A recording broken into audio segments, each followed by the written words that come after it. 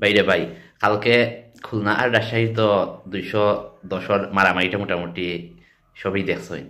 এখানে ম্যাচের turning point কিতা আর লক্ষণে রাজশাহী, এটা মোটামুটি এক কথায় হইতে হবে ম্যাচের টার্নিং পয়েন্ট। আনামুল হক বিজয়ে রান করে দিয়েছে, একটা সেঞ্চুরি করে দিয়েছে, ওখানেই হারিয়ে গেছে। মেইনলি হইল কি মোস্ট আনলাকিয়েস্ট প্লেয়ার হওয়া যায় আনামুল হক বিজয়ে। এ যখন বাংলাদেশ টিমও ইয়েও খেলছে তখনও দেখা গেছে যে এ রান করলে ম্যাচ হারিয়ে গেছে, বেশিরভাগ ক্ষেত্রে এইরকম করছে। তো একই জিনিসটা হয়েছে রাজশাহীর লগে, হ্যাঁ সেঞ্চুরি করছে ঠিকই কিন্তু দল হারিয়ে গেছে।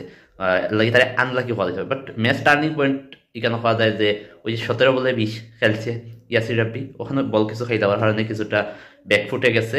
আর আরেকটা কথা হলো কি যে তারা বিদেশি প্লেয়ারের প্রচুর ল্যাকিং আছে। এই অভাবের কারণেই দেখা গেছে যে তারা পারফর্ম করতে পারছে না। যদি আরো এক দুইটা থাকতো প্লেয়ার তাইলে মোটামুটি আরো একটু আগে যেত, শুধু দেশির উপরেই বেস করিয়ে তারা ম্যাচগুলা খেলে। আর রায়ান বার্লি এখানেও পারফর্ম করে, মোহাম্মদ হারিসে একটু পারফর্ম করতে পারেন না, যেখানে তারা একদম ব্যাকফুটেই গেছে কি অলরেডি টুর্নামেন্টও। তবে এখন পর্যন্ত পয়েন্ট টেবিলের 4 নম্বরের দৌড়ও এখনো খুলনা, রাজশাহী আর সিলেট আছে। নেক্সট ম্যাচও দেখা যাক কিতা হয় রাজশাহীর। খেলাটা মেবি পড়ছে এর লগে চিটাঙ্গর লগে।